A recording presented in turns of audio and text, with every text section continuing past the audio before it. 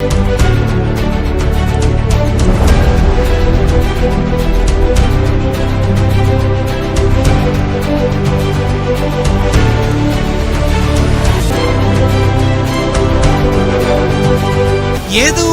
நடக்காத போதும் நான் அவரை நம்புகிறதுக்கு பேரு தாங்க விசுவாசம்.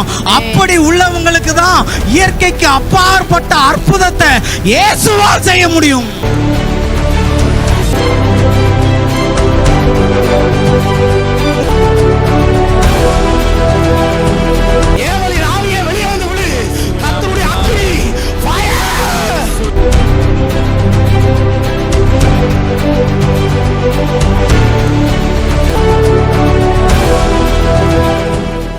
கர்த்தருக்குள் அன்பான தேவ பிள்ளைகளே, ஆண்டவரும் இரட்சகருமாகிய இயேசுவின் நாமத்தில் உங்களுக்கு என் அன்பின் வாழ்த்துக்கள்.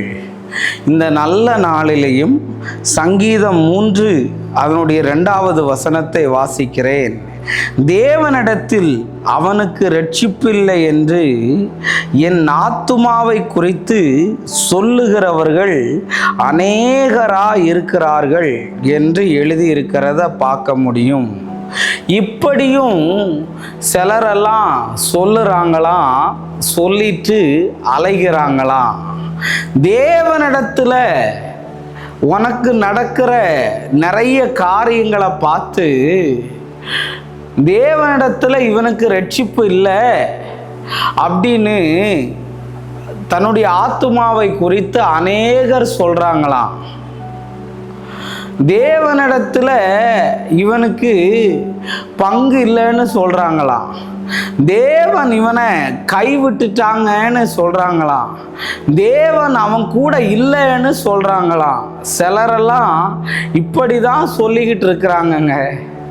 மரியாளும் மார்த்தாளுடைய வாழ்க்கையில நடந்த சில காரியங்களை பார்க்கும்போது தேவன் இல்லாதது போலவே சூழ்நிலைய பிசாசு அமைச்சான். யோபுடைய வாழ்க்கையில சில காரியங்கள் நடக்கும்போது தேவனே இல்லாதது மாதிரி சில காரியங்கள் எல்லாம் இருந்தது. ஆனா உங்களை பார்த்து சொல்ற, கையை உயர்த்துவீங்கன்னா தேவன் இல்லாததுனால இதெல்லாம் நடக்கல, தேவன் இருந்ததுனால தான் இதெல்லாம் நடந்தது. ஒருவேளை உன் ஆரம்பத்தை பார்த்து நிறைய பேர் தேவன் இல்லைன்னு சொல்லலாம், ஆனா உன் முடிவை பார்த்து நிறைய பேர் சொல்லுவாங்க தேவன் உன் கூட தான் இருக்கிறாரு, தேவன் உனக்கு தான் பதில் அளித்தாரு, தேவன் உன்னை கைவிடவே இல்லைன்னு சொல்ற நாள் வெகு சீக்கிரத்துல வரப்போகுது.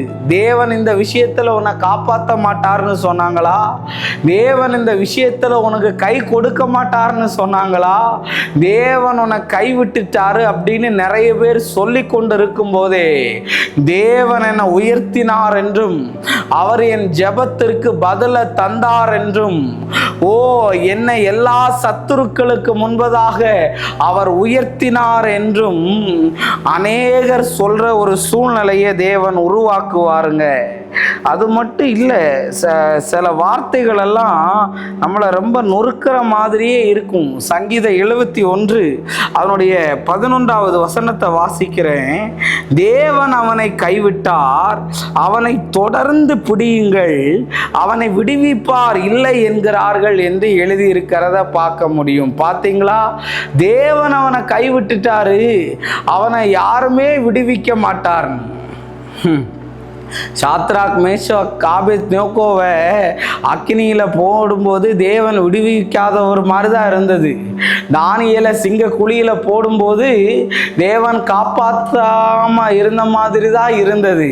ஆனா ஆரம்பம் வேணா நீ சொல்ற மாதிரி இருந்திருக்கலாம், முடிவு உங்களுக்கு சாதகமா இல்லை, எங்களுக்கு சாதகமாகவே தேவன் எங்களை விடுவித்தார் எல்லா காரியத்திலையும். ஆமென்.